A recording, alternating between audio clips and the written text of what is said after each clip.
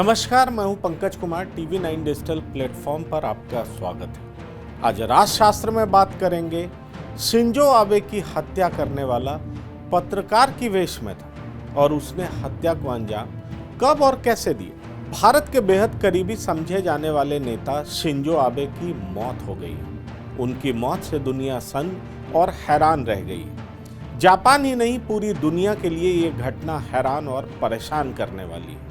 Japan के नारा शहर में आज शुक्रवार सुबह स्थानीय समयानुसार 11 बजे शिंजो और भारतीय समय सुबह के 8 बजे पर अधेड़ उम्र के एक संदिग्ध की ओर से गोली चलाई गई थी। भाषण के दौरान ही एक शख्स ने उन पर गोली चला दी। हमलावर ने पीछे से गोली चलाई थी। आरोपी यामागामी ने पूछताछ में बताया कि वह पूर्व पीएम शिंजो आबे से बेहद नाराज था। वह उनके कामकाज से संतुष्ट नहीं था। शिंजो आबे की नीतियों से दुखी था। दुनिया के सबसे सुरक्षित देशों में से एक माने जाने वाले जापान में यह मामला हैरान करने वाला है। जापान में बंदूक नियंत्रण को लेकर सख्त कानून लागू है। जापानी मीडिया की रिपोर्ट के मुताबिक शिंजो आबे पर फायरिंग करने वाले हमलावर की पहचान नारा शहर के तेतुत्सुया यामागामी के तौर पर हुई। हमलावर ने हैंडमेड गन को टेप से लपेटकर कैमरे के रूप में साथ लाकर हमले को अंजाम दिया। डिफेंस फोर्स का सदस्य रहा हमलावर। पुलिस ने 41 साल के संदिग्ध हमलावर को हिरासत में लिया। संदिग्ध हमलावर को नारा के निशी पुलिस स्टेशन पर ले जाया गया, जहां उसके साथ कड़ी पूछताछ की जा रही है। जापानी मीडिया के अनुसार हमलावर यामागामी नेवी में रहते हुए देश सेवा कर चुका है।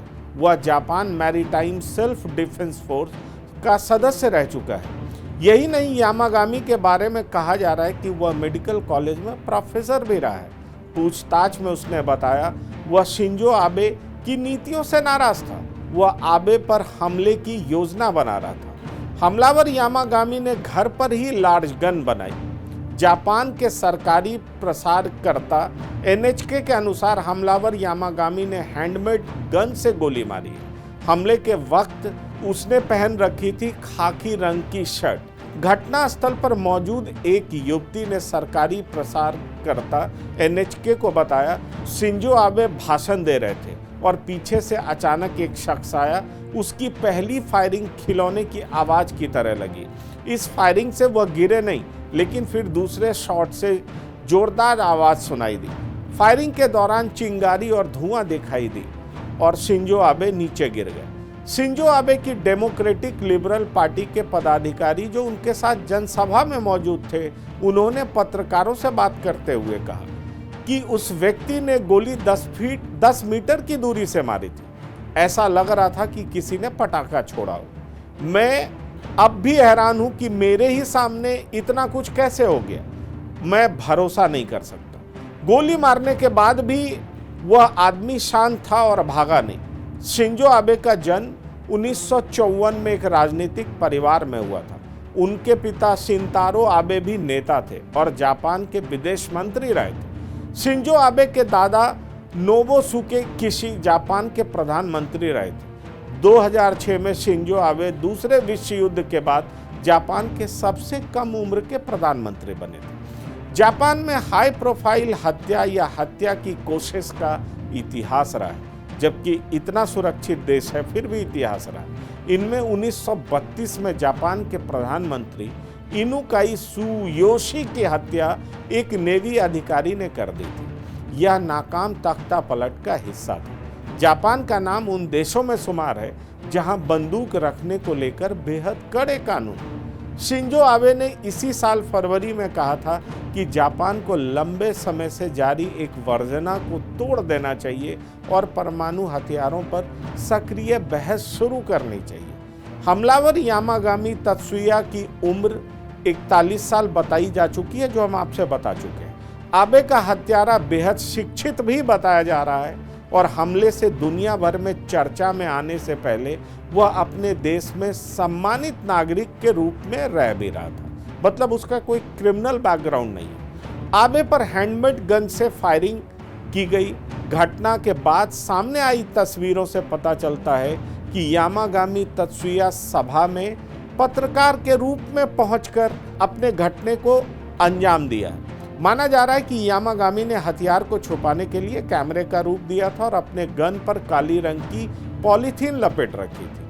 वीडियो फुटेज से साफ दिख रहा है कि उसने करीब 150 मीटर की दूरी से गोली चलाई है। जापान में बंदूक नियंत्रण के सख्त कानून लागू हुए। वही आबे 1990 के बाद जापान के ऐसे केवल 5वें राजनेता हैं जिन पर गोलीबारी की गई।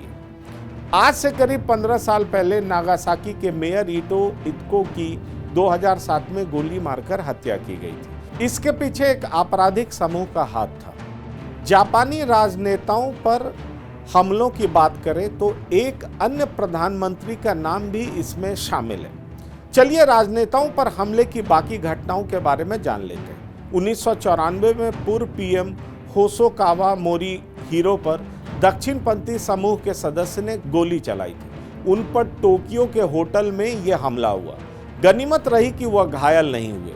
1992 में दक्षिणपंथी समूह के एक अन्य सदस्य ने लिबरल डेमोक्रेटिक पार्टी के तत्कालीन उपराष्ट्रपति कानेमारू शिन पर टोचिगी प्रीफेक्चर में एक कार्यक्रम के दौरान गोली चलाई थी। ये जगह उत्तरी टोक्यो से 108 किलोमीटर दूर है। हालांकि वह भी बच गए थे। उन्हें इस हमले में कोई चोट नहीं आई। शिंजो आबे भी एलडीपी के ही सदस्य हैं। टोक्यो में गोलीबारी की 5वीं घटना 1995 में हुई थी। तब जापान नेशनल पुलिस एजेंसी के कमिश्नर पर उनके घर के पास हमला हुआ था। वह गंभीर रूप से घायल हो गए थे। तो ये तमाम घटना जापान में पहले भी घट चुकी है, लेकिन सबसे बड़ी बात कि शिंजो आबे जो कि बेहद लोकप्रिय नेता दुनिया के थे, वो अब नहीं रहे। उनकी हत्या कर दी गई है। फिलहाल राजशास्त्र में इतना ही। आप बने रहिए TV9 डिजिटल के साथ। धन्यवाद। नमस्कार।